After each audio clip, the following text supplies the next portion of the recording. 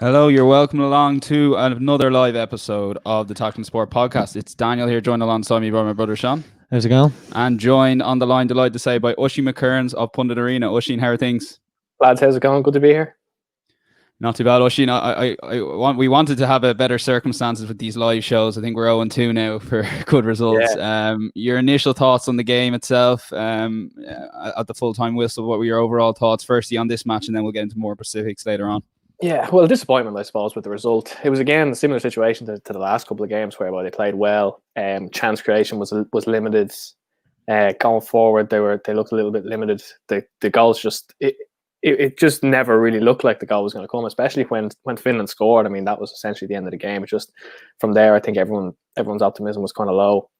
They kind of knew that, judging by how they've performed the last few games, that goal wasn't going to come. Again, I thought there was some good performers there. Darryl Shea played well for his debut. Connolly was lively again. I even thought Horgan was actually quite lively as well. I think he's done well when he's played the last couple of games. But listen, it's just the same old story. It's chance creation. It's putting the ball in the net, and I suppose an individual error that was very uncharacteristic from someone like Darren Randolph. So it's very hard to blame him for that result. But it just goes to show you that when we kind of do concede errors like that, or when we do slip up, we get punished. Whereby if the opponent slips up, we don't necessarily punish them. But yeah, I think again, there's plenty of positives to take from it. Again, I thought they played well. The overall play, there was some nice moves, but it's just that we're lacking in that final third, and that's still going to be the issue. And it's a huge challenge for Stephen. I think that he's going to have to address, and how he does it remains to be seen.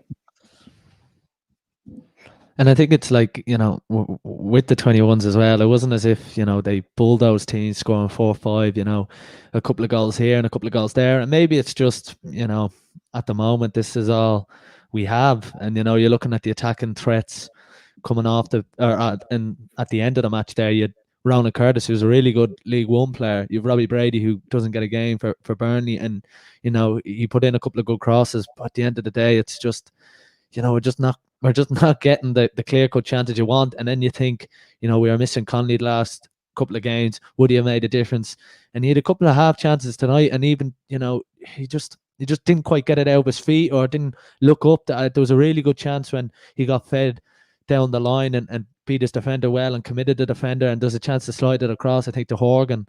And he took the wrong option. And at the moment, it just seems like, it seems like if we got one goal, we could get, 2 or 3, but we're in that rut, and because of the nature of this international break, and it's been game after game, I think it's just, it's affected it more. And, look, Stephen Kenny now has time and Keith Andrews and Damien Duff, they've time to sort of figure out what went well and really, really now stamp their authority on, because they've had a couple of games, they've bled in a few new youngsters with whatever way it's happened, and now, they've really got to take control the next international break and really try and kick this team on for, because games are coming thick and fast, and it's the nature of the Nations League, and it's the nature of everything now, and we just need to find a way of winning at the moment, and that's certainly the biggest problem.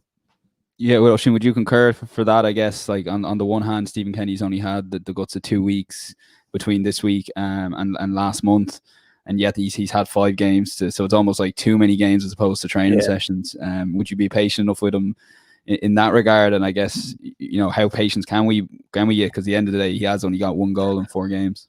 Yeah, that's the thing. But I suppose to look on the positive side, not positive, but I mean to kind of go on Kenny's side, he did. It's not like this is a problem that's only just started when Kenny's come in. He has inherited this from Mick McCarthy's side, because it's not like they were prolific there. Even Martin O'Neill's team, there wasn't necessarily. I mean, since Robbie Keane left, I mean, chance creation and goal scoring has been a problem.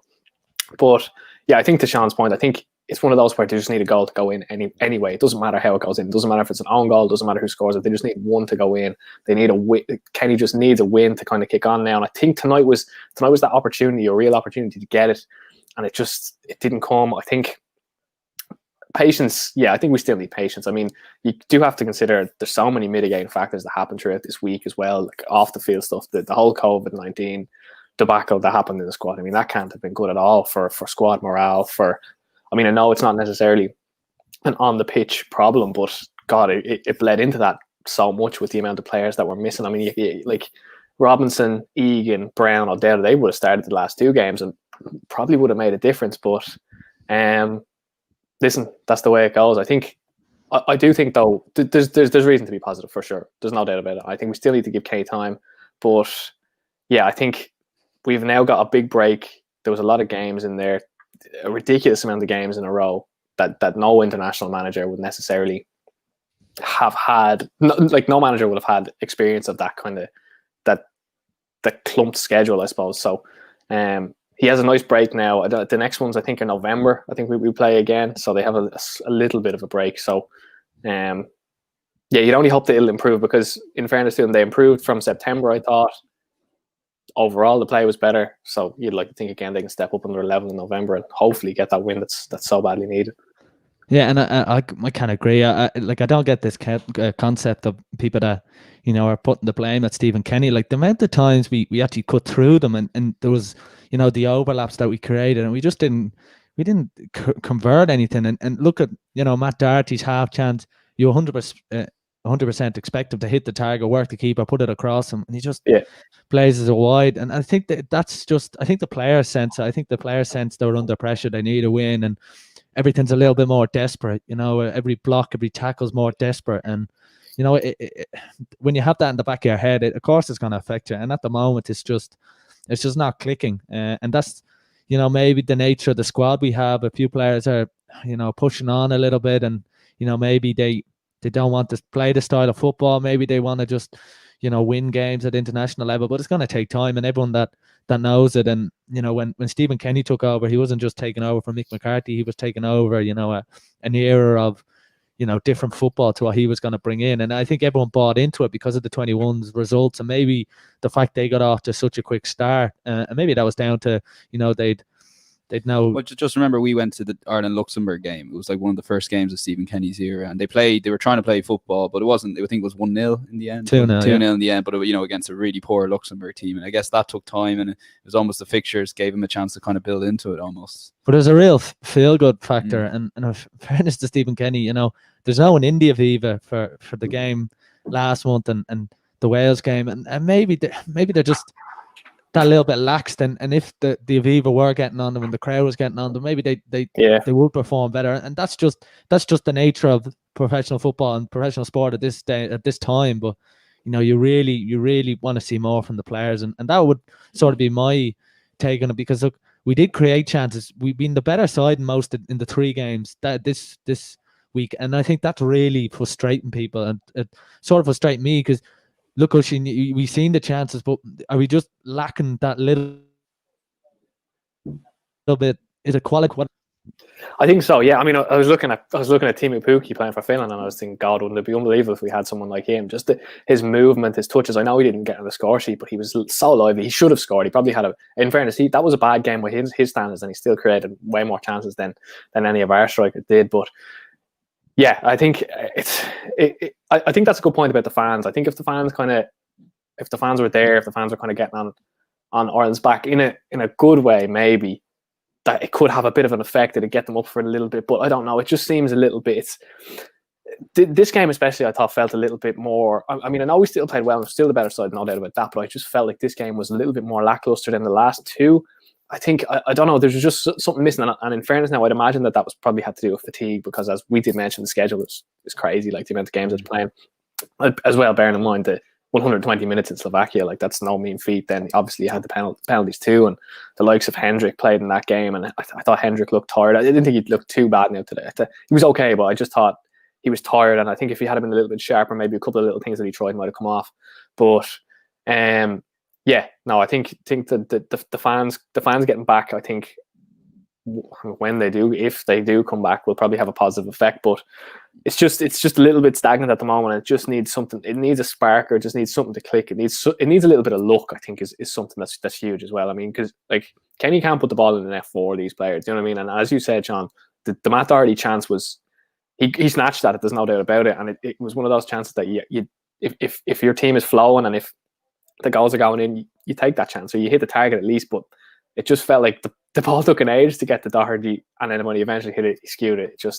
It was just one of those. So even the Ronan Curtis header, like that's, I mean, yeah, right at the end where I actually thought it hit the post, but the keeper made a great save, in fairness to him. But like it's one of those where like keeper doesn't get tested for the whole game, and all of a sudden, you know what I mean? In fairness, the keeper was sharp, but like it's one of those that they go in. If you're getting breaks, they go in, and it's so disappointing that like you can't really necessarily blame Stephen on a lot of that stuff. So, but I even think there's a couple of times where even just patterns of play where Connolly got to the byline today and he just didn't make the right option, and maybe more and more training and more time with these players, and they instinctively know where each other is. The left winger's at the edge of the box, the number 9 is on top of the keeper, and it's just little things like that effectively cause a huge issue.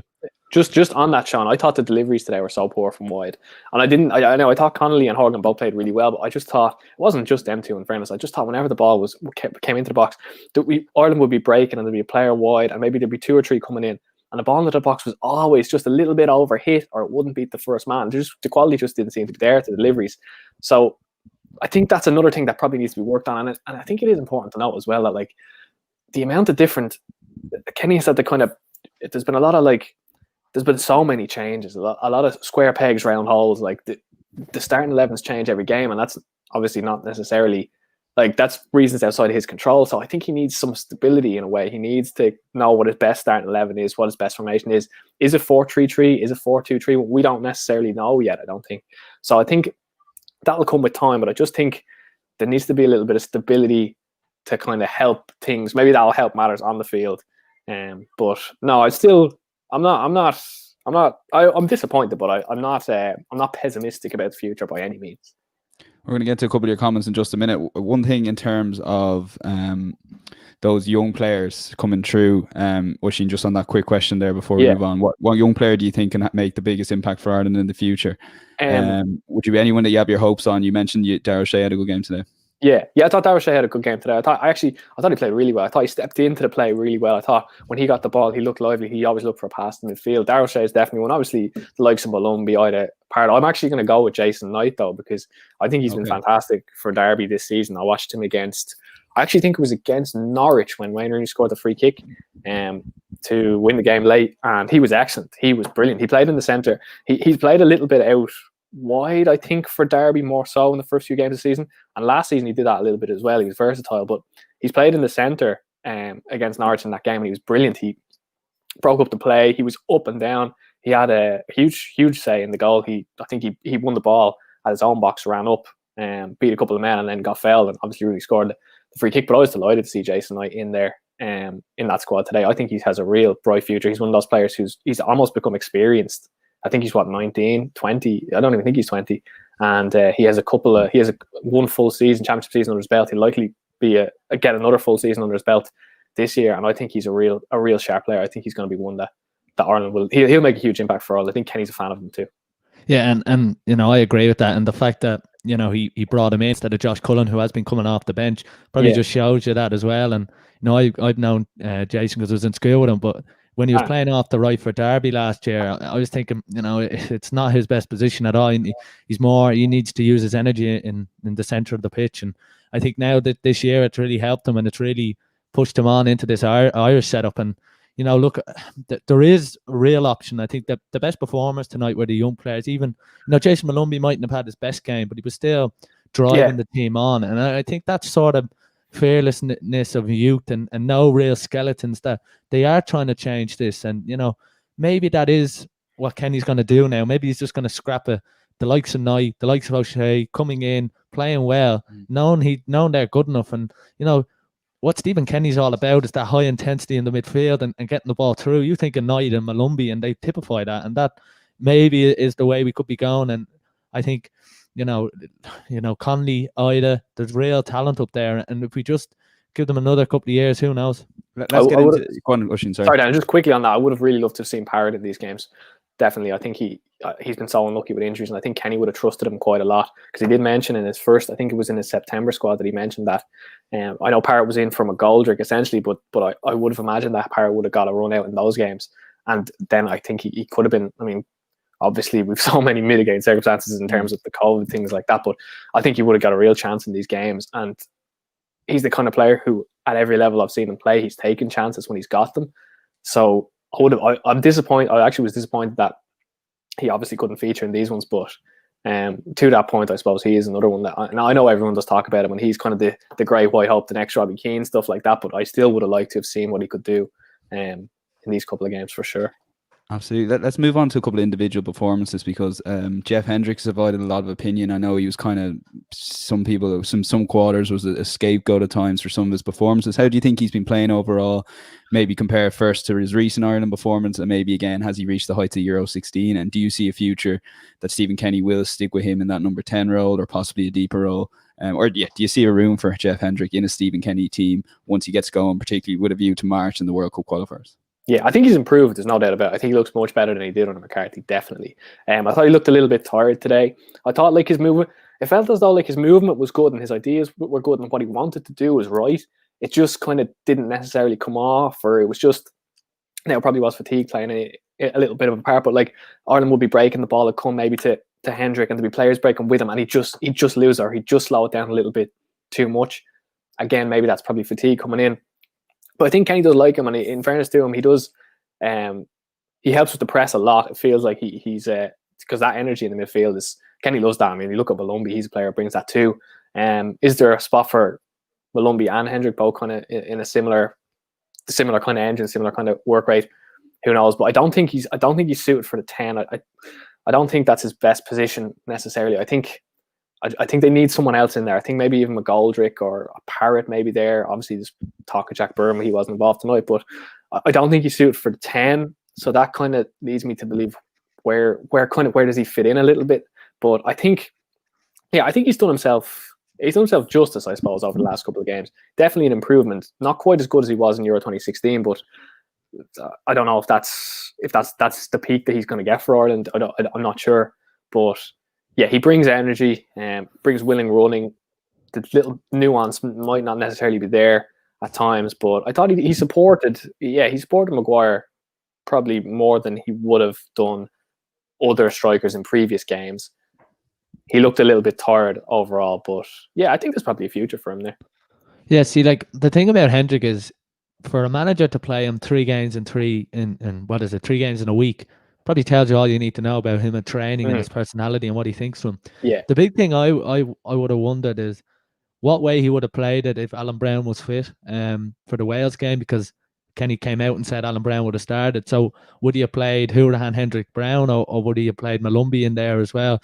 Look, I think the thing with Jeff Hendrick is, he's maybe a little bit limited as a footballer going forward, but you can't doubt his work rate and his energy. And I think it just goes to show you 3 games in a week with 120 minutes and 90 minutes. I know he came out there today, but he really sets the tone for us at the press, and we just haven't really got that right either. We haven't been able to really hurt teams. Yeah. And you think he's so good at that. The McLean goal in Wales came from him, and all those sort of little triggers that he gives us. And I think that's a little bit frustrating as well. We haven't been able to catch a team out pressing as well as we would have liked, and that is a feature of Kenny's sides, no doubt about it. But I still think Jeff Hendrick, should be in the squad now, whatever way Kenny sets up his midfield. Whether he's a part of it, time will tell on that front. The way he plays as well, like that kind of energy that he brings, 3 games in a row in the space of whatever it is, a week or so, or 10 days. That's tough. That's tough going for him, definitely. But no, Sean, I agree. I'd say there's definitely a spot for him going forward.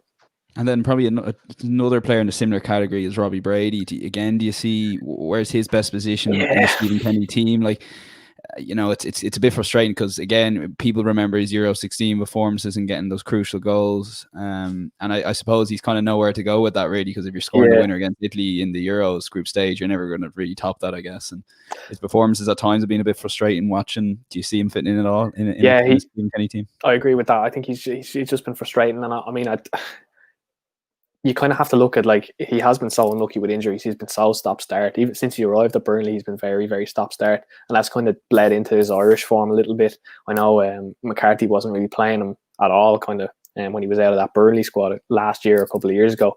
But yeah, I just don't know where really he fits in necessarily. I don't think he's... I would have said maybe he was suited more to the 10 than out wide, but I don't know if he brings what's needed in that 10.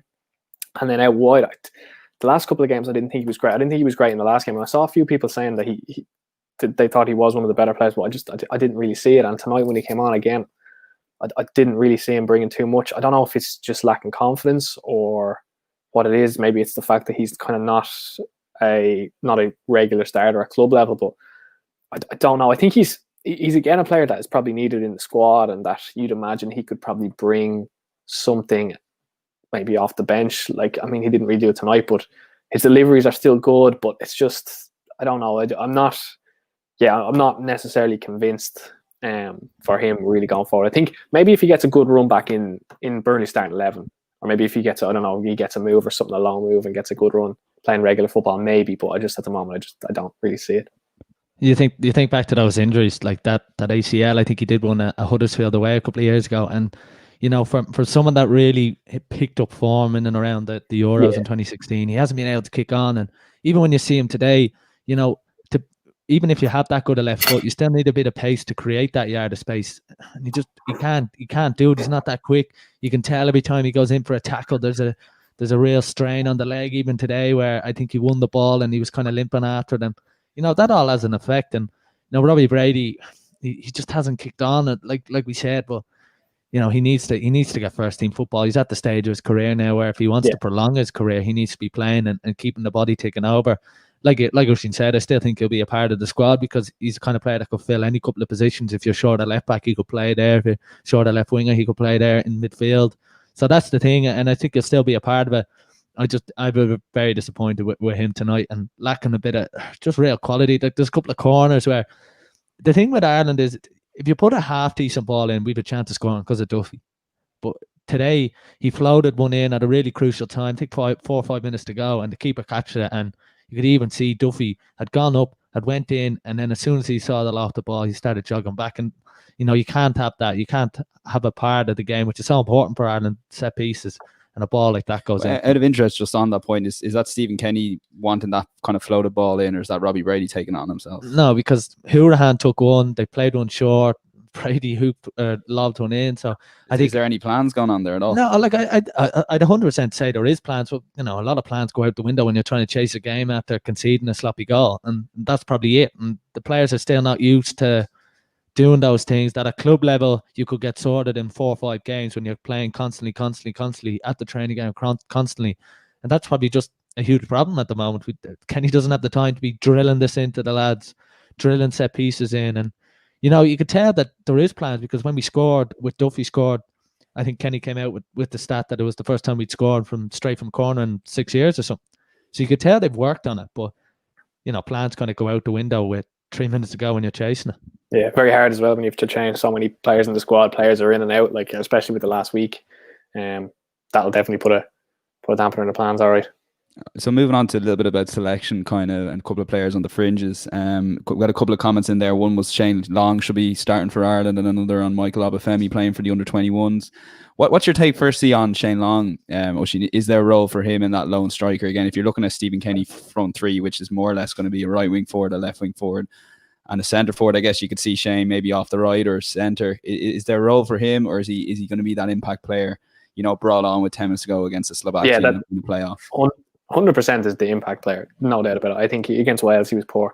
I didn't think he got involved at all, really. Because you look at McGoldrick, and I know McGoldrick gets not stick, but I suppose a little bit of criticism for not scoring goals. And we know he's not prolific, but what he does bring is he's involved all the time. He'll get himself involved, even if he's not. Maybe even if necessarily he shouldn't. Sometimes maybe get himself involved. He'll drop deep and get the ball. He'll knock it about. He'll always come short. The ball sticks up to him, but I just thought Long was poor against Wales. It didn't stick up with him.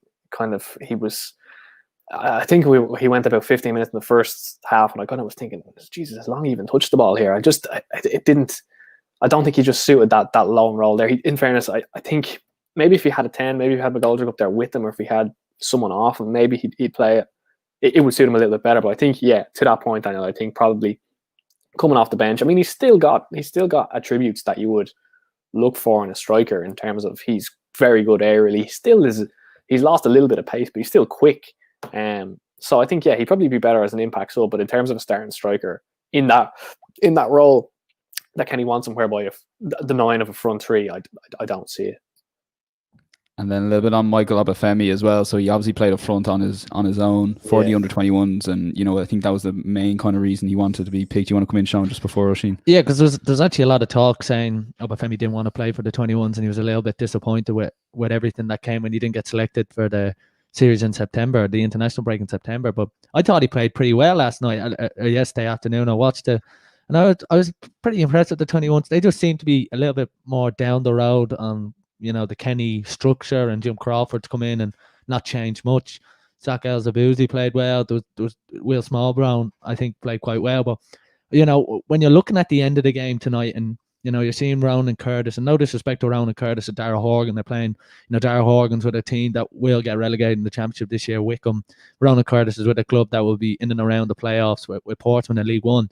But you're seeing Michael Obafemi play for the 21s, and you're thinking, why isn't he there? Why isn't he? He's definitely should by the amount of call-ups, he should have been in the squad. Oh. Whether there was a debate the first time round, as soon as, the couple of injuries and COVID cases. And that's the thing, and you're looking at it thinking, we need goals, we need quality. And, Obafemi, again, isn't prolific, but he scored, scored away in Old Trafford, scored away in Stamford Bridge. And sometimes you're just thinking, why can't we get them on the same pitch? Why can't we have a front three of, Connolly, Obafemi, or Brady, or someone, but all of a sudden, or Ida, and that's a really frightening front three. A bit more pace in it, and I just think, I don't know about you, Oisin, but considering we were bereft of quality, it seems bizarre that we're leaving a Premier League goal scorer out of our main team, and have him playing for the 21s. Yeah, I would have had him there, no doubt about it. I do think Obafemi's a little bit raw still, and I think he, in a way that kind of Connolly is as well. I think his decision making sometimes is not necessarily the best. I think he's better suited to being, better suited as a striker as opposed to a wide man for sure. And on that point, Sean, I did think I watched about 60 minutes of the game yesterday, and I did think he played well from what I saw, definitely up front on his own, because I actually was a little bit skeptical as to whether he would do well in that position, given his kind of style of play. I know he's quick, but he's not necessarily, he's strong as well, not necessarily target man. But he should. I mean, I think he should be in the squad. Yeah, there's no doubt about it, especially given the fact that the amount of lads that kind of dropped out over the last week or so. And no disrespect to Darragh Horgan, I thought he did really well. But I mean, I suppose it's the fact that Kenny probably trusts someone like Darragh Horgan, over Michael Obafemi. He knows what he's going to get with him, maybe necessarily. But yeah, he should be in there. There's no doubt about it. I think if he's not in the next squad, I think we could. There's something up there. If he's not in the next squad, I don't know if Kenny. I don't know what it is, but he should be in there. Now maybe it's the fact that Kenny just, and I don't think he should think like this, but maybe he didn't want to completely gut the 21s or something like that. Maybe he just wanted to kind of leave something for them in a way. But considering the fact that he took Darragh O'Shea and Jason Knight, it's probably not the case. But yeah, he should be there next time. Yeah, and it is frustrating because, even watching the 21, you're thinking, geez, whatever happens, they still have a goal threat in Michael Obafemi. And then even at times tonight, I was thinking, we didn't have that. Yeah, I was looking, and he brought on Curtis, and in my head, I just said, I can't believe he's doing that. And look, Gavin has a point there. He hasn't scored at international level and whatever, but there's a lot of that in the squad, and we need to find goals. Like Daryl Murphy didn't score, and then he scored a couple. Like it's not easy scoring goals on international level. It's a different ball game. Robbie Keane was a freak. He was a freak in terms of international football in the world. And you just hope that if we give Connolly, Ida, Obafemi enough chances, that if they get a couple, then hopefully they can just kick on and really, take this team to where Stephen Kenny wanted to go. Yeah, I think Obafemi has pace as well. Like that could have. I just thought there was a little bit of. It started off because when I saw the front three, I thought, I thought Maguire, Horgan.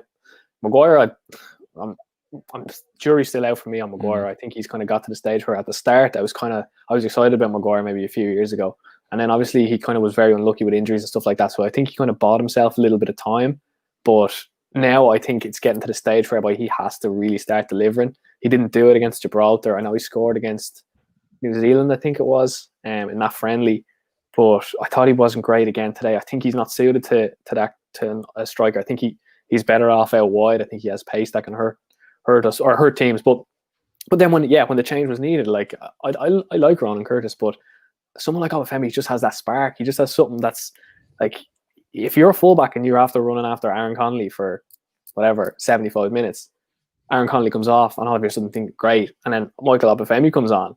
I memean, that's you're in real trouble there. So I think I do agree. I think he should be in the squad definitely. But yeah, no, 100% should be in the next one. And like I agree with you, like Ronan Curtis at the moment isn't there, and hopefully if Portsmouth get up, and he's been a huge part of them for the last couple of seasons, he can really kick on and become maybe an international player. But at the moment you're thinking, God, why isn't Obafemi there? And that's something that maybe might come out in a few weeks. We don't know. Like, did Kenny think of the 21s? I doubt it. And the fact that he didn't make the squad before, there's a little bit of question marks there. Listen, quick word from both of you on that Patrick Bamford question there. Like, in my opinion, I think we should focus on the youth. Do you think there's any temptation for short-term thinking there if Patrick Bamford was open to a move in an Irish shirt to move for him? Or? Well, as a Leeds fan, I'm going to say yeah to this one. But, I was thinking that as I was asking, I was just thinking that. Yeah. No, I advocated for him under Mick McCarthy, and to be fair, he started the season really well. And no, he's a good striker, but no, I don't think there's any kind of point in going for that necessarily. I think we have enough talent coming through. I know the short-term fix, but I don't think we can go for a short-term fix when the long-term gain, I think, is probably going to be a lot better if we give these guys a chance, give the younger lads a chance. But no, I'm still a Patrick Bamford advocate, don't get me wrong, but I also think, sorry, Sean, I don't want to come in there, but I also think he wouldn't play. He fancies himself, I'd say, to get an England call-up, given the amount of players that are kind of getting England call-ups now and how well he started the season. So even if Kenny tried, I don't think it'd happen.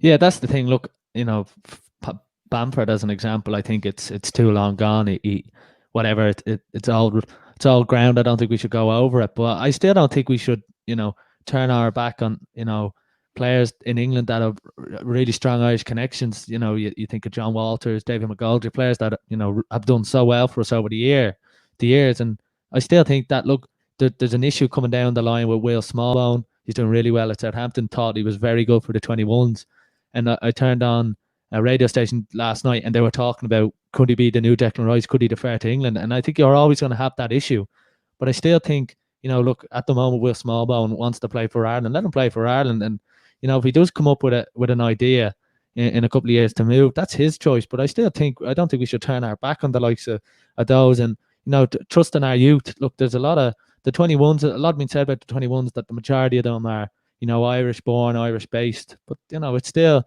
a factor. And I thought Smallbone played really well. And if he does well for Southampton this year, I know they've quite a strong side, but you never know. Could he put himself in for a call up? But I still think, look, Bamford's probably gone. But I don't think we should turn our back on that sort of idea. Yeah, I think, Sean, just on that, I think the default setting for Irish fans now is they see an English-born Irish player and they automatically think he's going to defer, even if they don't know a single thing about him. I mean, Joe Hodge, I think, is the perfect example of that. Joe Hodge, I don't think he's ever come out and said anything. I don't think Joe Hodge has ever done really like an interview or anything like that. And every time I see a lot of comments whenever anyone mentions Joe Hodge. I know Kenny's kids, obviously great Twitter account. He mentions him a lot, and the comments always seem to be underneath is, oh, he's going to move. He's going to move. Why isn't he in the squad? All this kind of stuff. So it's just the default setting. But yeah, so the Declan Rice and the Jack Grealish stuff has scarred us. But no, I think I agree, Sean. Yeah, I don't think if there's a player there that wants to play for Ireland, then yeah, definitely. I don't think we should turn the back on him at all. I think on the Bamford one, I don't think he necessarily wants to really come over. And Grealish isn't starting for England again tonight, so yeah, we're not getting into that again. If you want any Jack Grealish chat, you can check out our Monday's podcast. We had a good rant about him not being in the squad or in the starting lineup. Yeah, I want to move on to the Nations League and just Stephen Kenny's upcoming games. There's actually a good point in here from Emmett, and I was thinking this watching Scotland, who was their playoff against Israel in League C, and I didn't even bother looking at the League D playoff semi-finals, but I'm sure there were a lot weaker teams in that. You could make an argument that Ireland being in League C could be a lot better. I know this kind of starts off as a joking kind of point, but there is a point to it. Like if and I reckon if Stephen Kenny was in this Nations League C and we had C opposition, there'd be a lot more optimism around the games, because I think the results would have been better overall, and the style will be allowed to develop that bit more quicker against weaker opposition. What are your thoughts on that, Oisin? Obviously, they're not going to intentionally go out and lose, but is there a case of maybe being even more experimental, I guess? Or I guess for Stephen Kenny, though, he needs the results more over. Just to that point, 100%. I think he needs a result. It doesn't matter who it comes against. It doesn't matter if it's 1-0, 2-0, 3-0, 4-0. They need to win a game, and I don't think he should go too experimental against Bulgaria. I think he'll go out and try to win the game. He has mentioned many times that to him, I suppose every international game is important, and I do think he does treat. I know. Obviously, the Slovakia game was without a doubt more important, but I do think he treats them all with a general sense of equal importance. But I suppose making our path to Euro 2020 easier would be a plus. And yeah, you mentioned it there. I think if we were playing C teams in League C, probably would have got better results. Chances probably would have fallen for us. But I mean, to be I suppose, to be blunt about it, I mean, we weren't playing world class opposition though, like Bulgaria. We we fairly dusted Bulgaria last September or 2 Septembers ago, and they were very poor. Finland, in fairness, I underestimated Finland. They're actually quite good. I know they got to Euro 2020, but they have been good over the last 2 games. And then you have Wales, so not necessarily world beaters, but also not poor sides. But should we intentionally lose to Bulgaria? No, I don't think so. But I think having an easier path to Euro 2020 would be a plus. Just before you go in, Sean, sorry, the last 2 games are Wales away and then Bulgaria at home in November before the World Cup qualifiers then in March. The annoying thing is we've been the better side in these games. So I don't buy into this that where we should drop down at vision. We've shown that we're able. We just haven't scored. And look, we can keep banging on about not scoring, but the facts of the matter is, we were the better side in all 3 of them games. And I think so, all 3. Yeah, I thought we were. I agree with you, Sean. Look, the goal we concede as well, it's our own fault, and it's the way we want to play, and it's a dead ball, and Ireland want to win the game. You could see that, under Mick McCarthy or Martin O'Neill, Darren Randolph would be dropped for doing something like that, trying to get the ball in the 74th. He would have just kicked it long. I think Mick nearly had a heart attack watching it. Yeah, and look, that's where we are, but we want to change that whole idea, and that's why everyone should be buying into this. But I still think, look, we can bang on about not scoring goals, but we were the better side in those games, and I think most people will agree. And that's the most frustrating thing. Like, we are good enough in this group to go ahead. We got a nice group. Don't get us wrong. We had a real chance to qualify this year, and it just hasn't worked. And you can kind of look back to that Denmark game as in the playoff in September last, I think, or whatever it was, in March. And you just you just think, look, if you win that, Mick McCarthy's going to a Euros, and all of a sudden it's a whole different ball game. And maybe, who knows what would have happened then. Yeah, and I suppose it's important to win, I guess, with the World Cup seedings, and with the World Cup seedings ahead of the draw for the World Cup qualifiers. The final point then, Oisin, you kind of alluded to there in terms of you reckon we were the better team in the 3 games. I guess with all the preparation things that went wrong, there's an argument that we shouldn't even be playing international football, I guess. What were your thoughts on Stephen Kenny's first 5 games, an overall picture that going into November, that you can be, confident enough that there is a style change? And I think people have seen that over the last 3 games. I think there's an identity there now. There's an identity now where there wasn't before.